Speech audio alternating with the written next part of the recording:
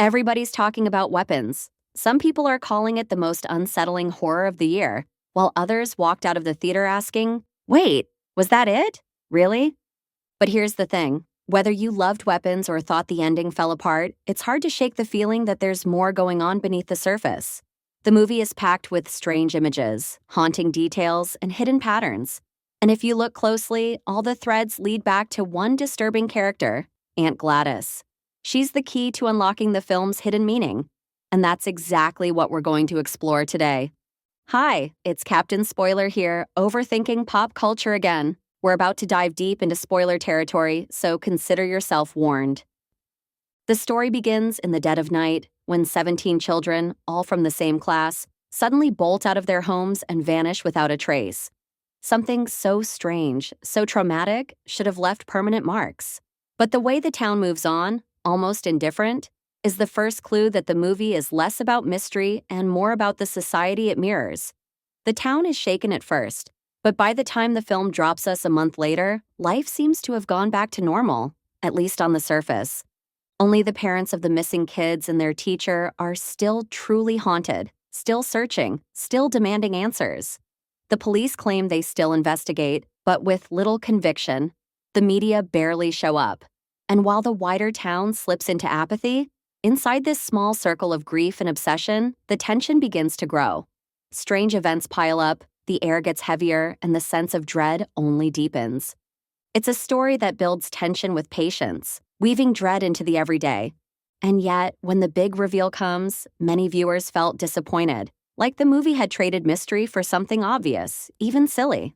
The controversial explanation is that all of it traces back to Aunt Gladys, a wicked witch pulling the strings from her spooky house, feeding on the innocent, a twist as traditional as it is overused. But that reaction only comes if you look at weapons as a straightforward horror.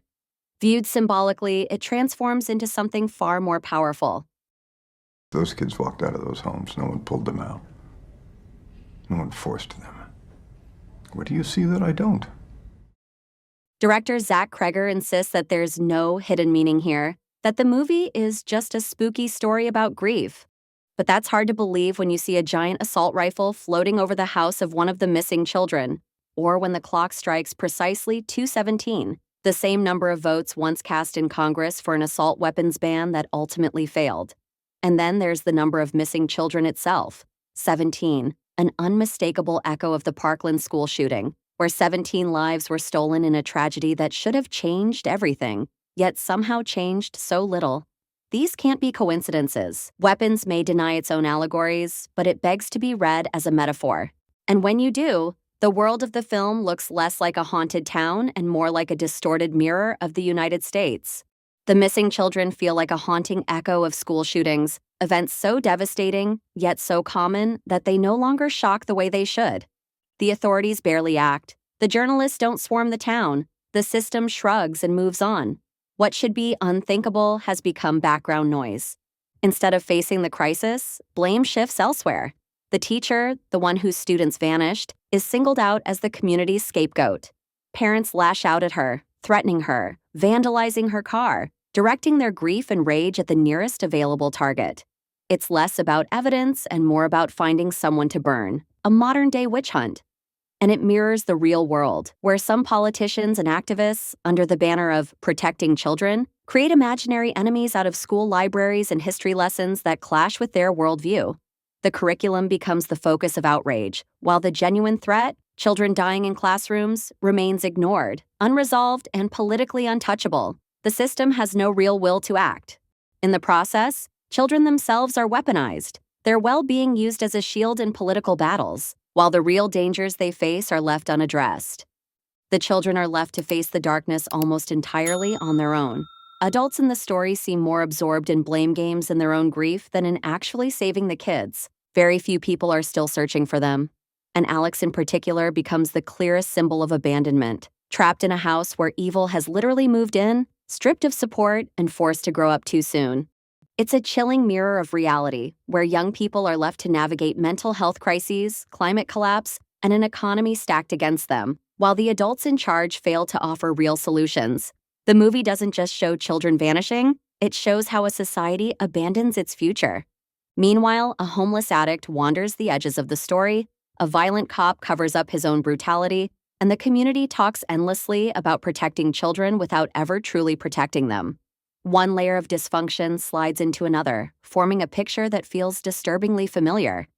And then, presiding over it all is Aunt Gladys. Now, when I tell you that you are not to speak about me to anyone, you understand what can happen if you break your promise.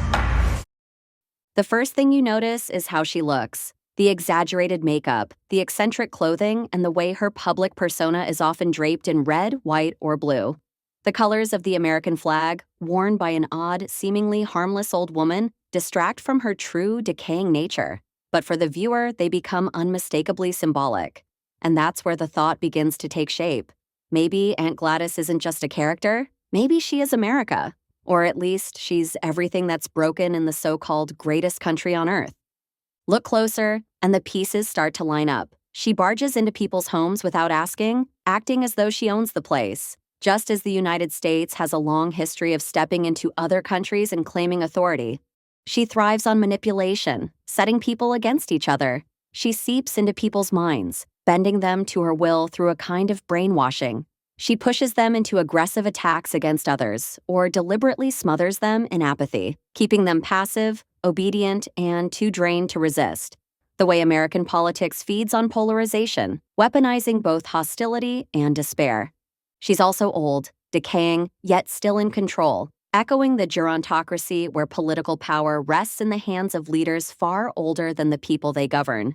And she survives only by draining the life out of the young, which makes her less a witch and more a symbol of capitalism, a system that consumes its future to prolong its present.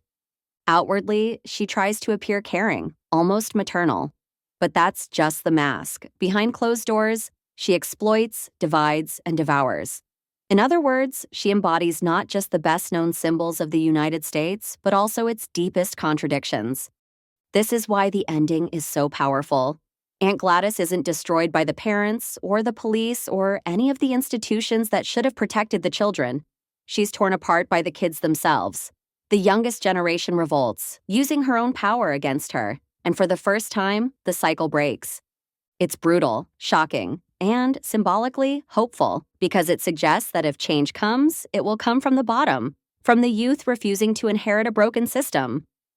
Weapons may not work as a straightforward horror story for everyone, but as a metaphor for the State of the Union, it's devastatingly sharp. Aunt Gladys isn't just a character, she's the United States itself, dressed in patriotic colors but rotten at the core. And whether Zach Cregger meant it or not, that's what makes Weapons one of the most thought-provoking films of the year. Thanks for watching. Don't forget to subscribe, and if you liked this video, here's one you should watch next.